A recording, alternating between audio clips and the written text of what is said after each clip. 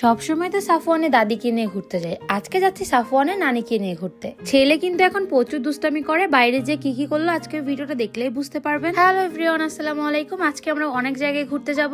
ননদ ভাবে অনেক সুন্দরভাবে রেডি হয়ে গেছি ঘুরতে যাওয়ার জন্য। নাদিম তো প্রচুর রেগেছিল, সে বলতেছে ঘুরতে তুমি যাচ্ছ, আমি যাচ্ছি বেবি সামলানোর জন্য, কারণ বেবি তো আমার কাছে থাকবে, তুমি আর নিবে না। এই নিয়ে আমার সাথে রাগারাগি করতেছিল, আর আমি বলতেছিলাম 9টা মাস আমি পেটের মধ্যে রাখছি, এখন তোমার দায়িত্ব, তুমিই সামলাবা।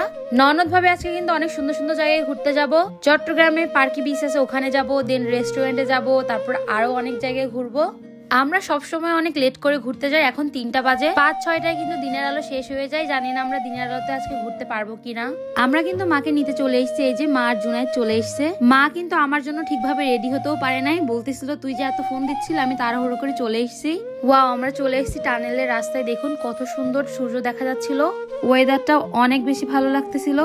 রাস্তায় একটু আমরা নেমে ছবি টবি তুলতেছিলাম, দেখুন রাস্তাটা কত বেশি সুন্দর, প্রকৃতির সৌন্দর্য অসাধারণ। আমার খুব ভালো লাগতেছিল এগুলো দেখে, মনে হচ্ছিল যদি এখানে একটা নিজের বাড়ি করতে পারতাম তাহলে কতই না ভালো হতো।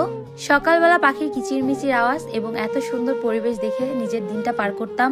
আর ননদ ভাবে কিন্তু অনেক সুন্দর ড্রেস পরছে, ড্রেসটা অসাধারণ ছিল। পেজ লিংক আমাদের ভিডিওর ক্যাপশনে দিয়ে দিব কোথা থেকে নিয়েছি।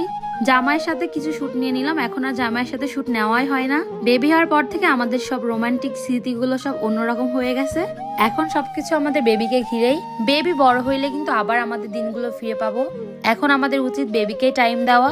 বাইকে করে যে আপুটাকে আর ভাইটাকে দেখছেন, ওরা আমাদের দেখে আবার ব্যাগ ঘুরিয়ে এদিকে এসছে।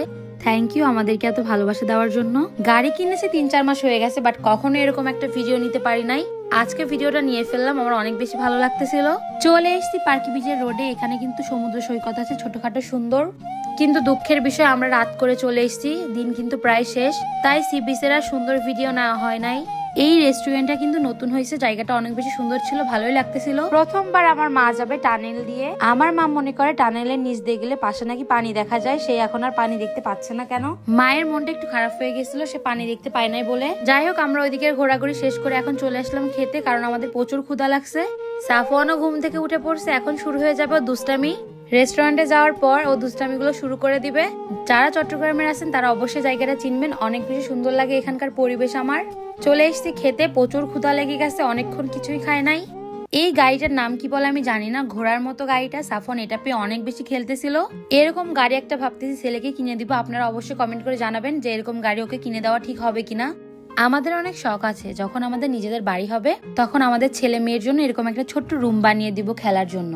সুন্দর না? কত সুন্দর, সবকিছুর মধ্যে আছে, ইচ্ছা আছে, ইনশাল্লাহ করব, যদি আল্লাহ সে সামর্থ্য আমাকে দেয়। মায়ের সাথে একটা ভিডিও নিয়ে নিলাম, দেখুন আমার মা কত বেশি খুশি সাফওয়ানকে পেয়ে। মা কিন্তু ঘুরতে তেমন পছন্দ করে না, যেই শুনছে সাফওয়ান যাবে তাই চলে এসছে আমাদের সাথে ঘোরার জন্য। দেখুন সাফওয়ান কি পরিমাণে দুষ্টামি শুরু করে দিছে, এটা ও নিবেই, যা দেখবে তাই নিতে চাইবে। এখন আমরা অর্ডার করে দিছিলাম খাবার অর্ডার করা শেষ, এখন 30 মিনিট অপেক্ষা করতে হবে। খুবই বোর হচ্ছিলাম, নানি আর নাতির কাণ্ড দেখে প্রচুর অবাক হচ্ছিলাম, সে দেখুন গ্লাসটা খেয়েই ফেলবে।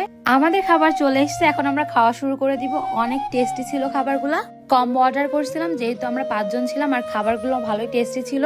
আমি তো অনেক বেশি মজা পেয়েছি খেতে, কারণ পেটে ক্ষুধা থাকলে সবকিছুই খেতে অনেক বেশি ভালো লাগে। সবাই অনেক বেশি মজা করে খাচ্ছিলাম, ভালোই লাগতেছিল। মাকে নিয়ে অনেকদিন পর ঘুরতে বের হলাম আমরা। মাঝে মাঝে নিজের মাকে নিয়ে এবং পরিবারকে নিয়েও বের হবেন, তাহলে সবাই অনেক বেশি খুশি থাকবে।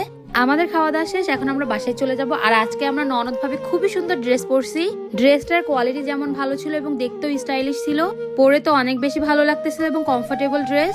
আপনারা অনেকেই ড্রেসটা নিতে চাইবেন, তাদের জন্য পেজ লিংক আমাদের ভিডিওর ক্যাপশনে দিয়ে দিব, ওইখান থেকে খুব সহজে অর্ডার করতে পারবেন। ভিডিওটা এখানে শেষ করলাম, সবাই ভালো থাকবেন, আল্লাহ হাফেজ, এবং আমাদের জন্য দোয়া করবেন।